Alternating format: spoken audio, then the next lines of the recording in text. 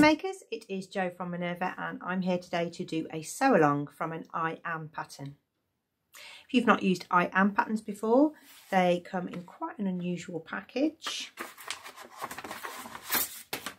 It's gold embossed on the back.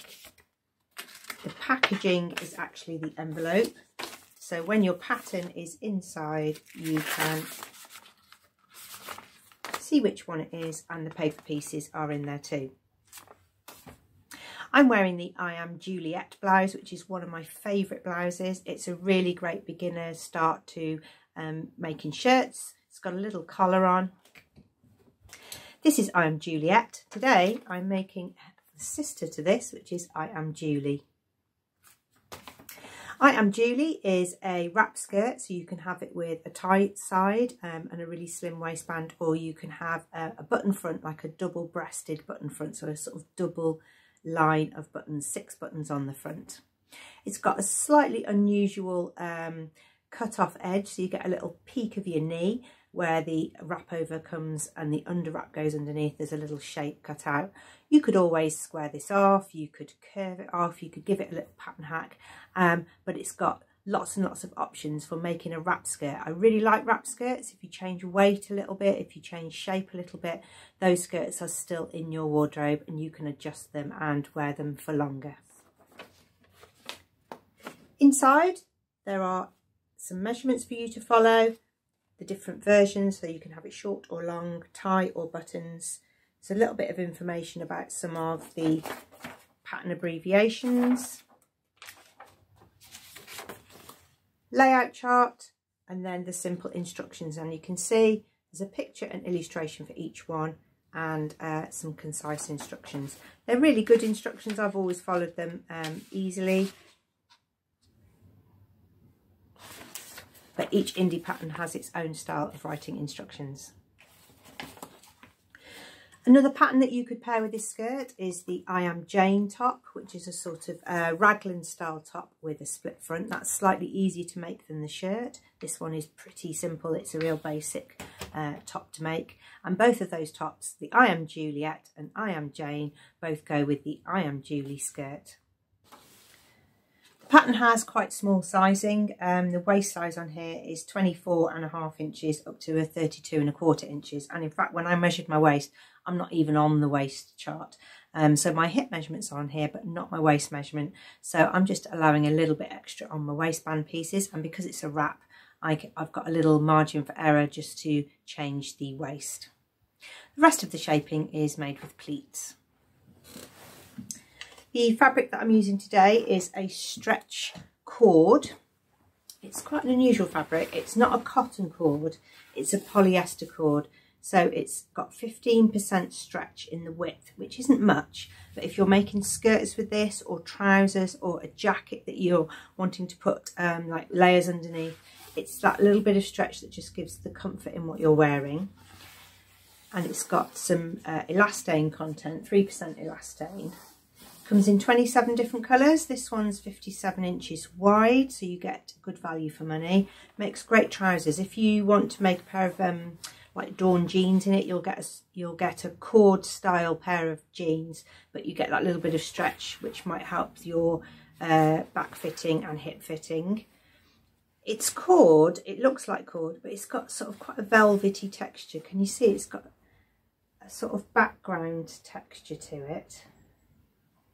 And I thought this would make a great wrap skirt. It's got a front facing and a waistband. I'm not interfacing my facings because this fabric is quite thick. I am interfacing my waistbands, but you'll need to choose that depending on what fabric you choose. Other fabrics that would work with this pattern are a lightweight denim, a canvas or a cotton drill, or a cotton twill. You could also make quite a work-based sort of office skirt, so you could use a wool suiting or any kind of jacquard to make the button front one. But today I'm going to make this cord on, and I'm hoping to wear it with this navy shirt. All my pieces are cut out, so we can start to sew. First up, we're going to put the main skirt together. So we are going to put the pleats in the front and the back, and then we're going to sew up the side seams. Here's your front piece. You've got the buttonhole markings here, and this shape is the side front. On the top edge you should have some notches, and those indicate the pleat. So you bring the pleat to the outside side seam, so you match one notch with another,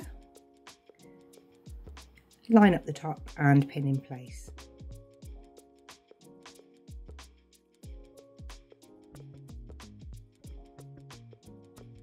Here's the other front. You can give that a press depending on your style of fabric, and you're going to do the same to the back piece. There are two pleats on the back, and the fold goes to the outside side seam the same as the front, and you'll have 4 pleats.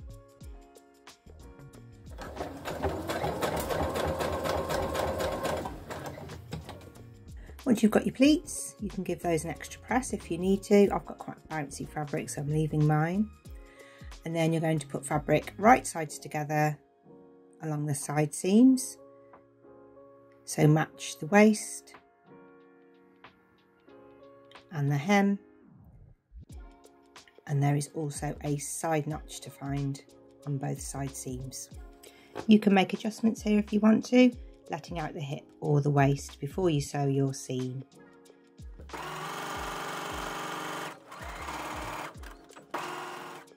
This is the main skirt done now, so you'll have an underlap and an overlap.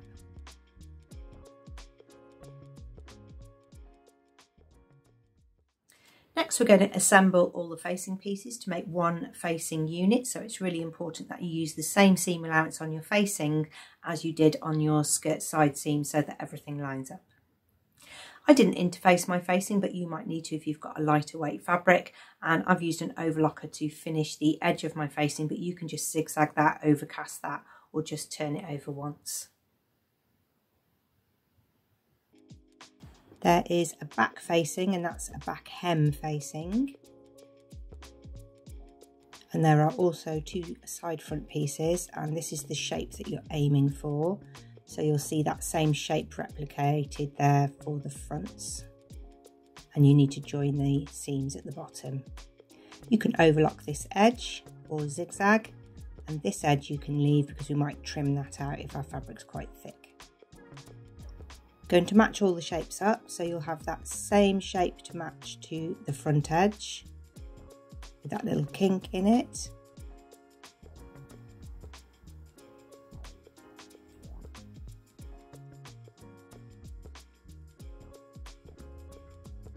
When you get to the side seam, open out your seam so you get it nice and flat. Give it a press or a finger press, match up the side seams and continue to pin.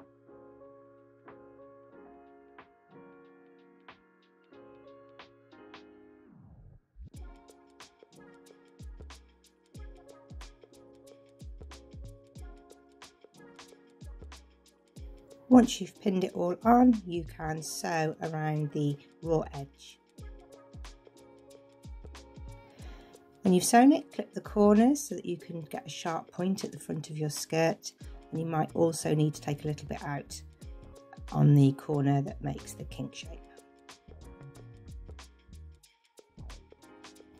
You're going to turn the skirt right side out. You might want to layer out one of those seams if you've got quite a bulky fabric. Give it a press, and then we're going to understitch the facing so that it stays up. So all the seam allowances need to go towards the facing. Give it a press, and you're going to take a stitch line just on the facing, not through the skirt. Here it is here on the back. Look, all the facings and seam allowances heading in one direction, and then it will flip up.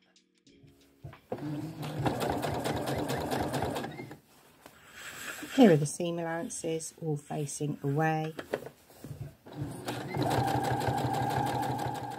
You won't be able to understitch right into the corner, so just go as far as you can. It's normally about an inch from the corner point, and back tack. So you can see my understitching finishes there, and the one on the hemline finishes there. you're making C and D, then the waistband is really simple. It's a little turnover and it extends into a tie, and you make a little hole for the one tie to go through so that the skirt wraps around and you can tie it. I'm making version A, so I'm going to be applying my waistband to the skirt. This is the classic waistband. There's two different waistbands depending on which version of the skirt that you do. I've interfaced it, and we're going to close up the ends with a 1 centimetre gap at the end. So we need to leave the raw edges open by 1 centimetre. So we take the stitch line along the end, but stop 1 centimetre from the edge. That gives us some seam allowance to turn under.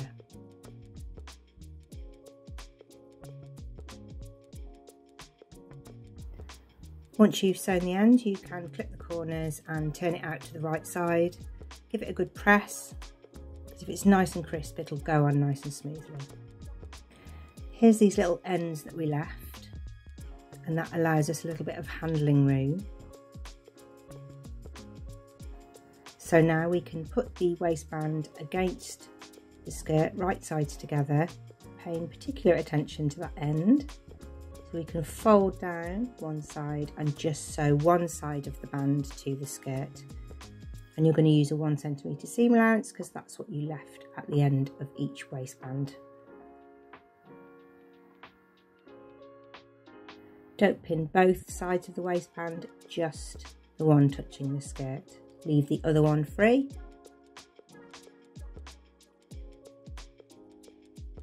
You might match up the back notch and the side notches. If you've made any adjustments to the pleats or your side seams, then you will have needed to adjust the length of your waistband to match your adjustments.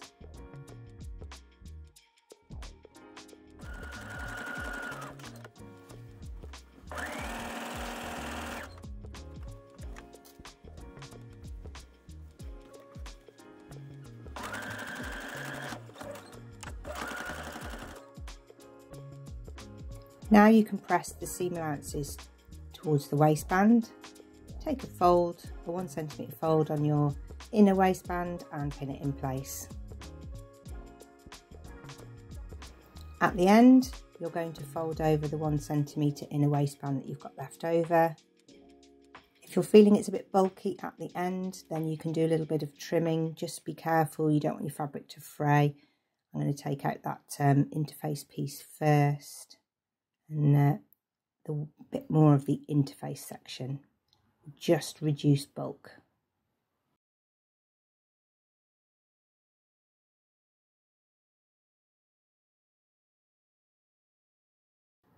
You're going to sew this waistband.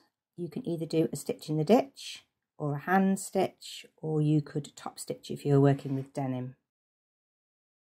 It's quite a simple skirt. Once you've applied the facings, then you can start to look for your button placement. So I've used tailor's tacks to mark the ones from the pattern, but I might want to change those a little bit depending on the fit. So now is the time to try on your skirt and make sure that you've got your button placements in the right place for you. The waistband is all attached now.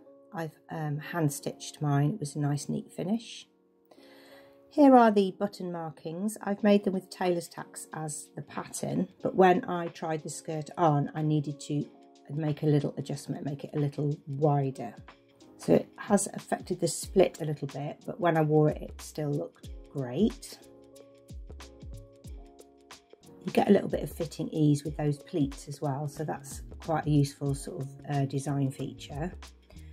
I'm going to make sure that if I move it across, then my second row of buttons will still hit the fabric underneath. Yep, that's good. And take out the old tailor's tacks. You can use lots of different buttons. You can use a contrast, like a wooden one. You can make quite a smart version with metal buttons. There's lots of metal buttons on our website to choose from. Or if you can get a really good colour match, that's a great choice too. There are 6 buttons on the skirt, and 2 buttons on the waistband, so make sure they're in the right place for a comfortable fit. And then you're going to make your buttonholes. I've got an automatic buttonholer. It's really important when you're making a skirt to practice your buttonhole on a piece of fabric, and I really recommend that you don't start with the ones on the top, because you've got the layers of waistband in there, then that's quite thick. So if your foot is half on that thick and half on that thin, it will rock and it will not make a really smooth buttonhole. So I've marked my buttonhole edge with a tacking thread, because when you start a buttonhole, not on all machines but on my machine, it's an automatic buttonholer, and it starts at the front point and it moves backwards and then comes back to the front. So I want to make sure that I'm always starting in the same place, because I'm going to put 8 buttons on here and I want them to be as symmetrical as possible, because otherwise it will spoil the front look of my skirt, because if one button is slightly slipping over a little bit further, then they won't be in a row. So there's a little bit of preparation there. A couple of tacking threads, took me 30 seconds, but now I know that when I start here, my buttonhole will go into my skirt and then come back. It will start here and go into my skirt and come back, and they will all be perfectly in a row. One at the top, don't know yet, might make a handmade one, or I might need to use a little bit of packing under my foot to make sure that I get the same thickness of fabric that I'm working on. If you want some more tips on how to use your buttonholer, automatic buttonhole or 4-step buttonhole, you can check out the tutorial here. It's on our playlist on YouTube. Once you've made your buttonholes, you'll want to get a really clean finish on those. I can take out the tacking that I use to guide my buttonholes. They are really well spaced and placed. I did sew the waist on the machine in the end. I just used a little bit of fabric to pack it out. There's a couple of tools you can use here. You can use an unpicker, but you'll need to just protect the ends of your buttonholes. So pop a pin in each end to make a little metal bar, and then you can use your stitch ripper to rip the hole. Just make quite a frayed hole if you use an unpicker. So I like to use a buttonholer to get a really clean cut. Just tap it with a hammer. If it's a light fabric, you can just press it with your hand, but you get a really clean cut. It's good on thick fabrics too, where you've got lots of layers in a waistband.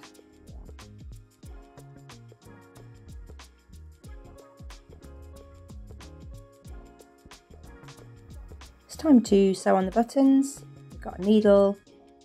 I'm going to wax my thread so it's nice and strong, and I've got a matching thread.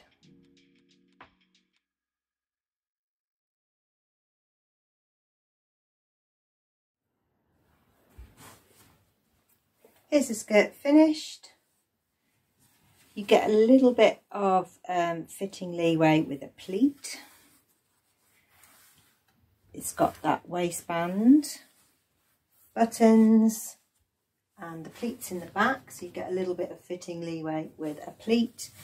And that's the shape of the hem, so it's really modern, but it's really elegant. And even though I've moved the buttons, I haven't spoilt the shape of. And that's what I like about this skirt. It's really easy to fit. I just adjusted the buttons across, but I've still got my side seams running perpendicular to the floor, and I'm wearing it with the I Am Juliet blouse, and this is in a cotton Swiss dot fabric. It's a really light cotton fabric. Thank you very much for watching. I hope that's given you another little option for a skirt pattern that you might like to try. I'm hoping that this will take me from summer and winter, so I can wear it in summer with pumps, but I can wear it in the winter with thick tights. I think it's a really interesting pattern that you could hack a lot, so you can make it longer. You can change that skirt front edge, so you could curve that out. You could straighten it up. You could just make the bottom just curve under, and the pattern pieces are really simple, so they're really right for doing any kind of hack. I really like that I can get quite a good fit on it. I can adjust the pleats, I can adjust the buttons, and I think it's a really useful pattern to have in your arsenal. We would love to see if you've made any I Am patterns. They're an indie pattern company with a really great diverse style, and we would like to see what you've been making, what fabrics you've been choosing and what you've been up to. Do make an account with us and share your makes. We'd love to see what you've been making. You can check out our other Sewalong tutorials. There are a huge range, different types of patterns, indie patterns, big four patterns. There are lots of learn to sew tutorials that I've been doing. There's some really great pattern pairing ones, and flick through some of the magazines with some fabric selections by Vicky. So there's lots and lots for you to see. Thank you very much for watching. See you again soon.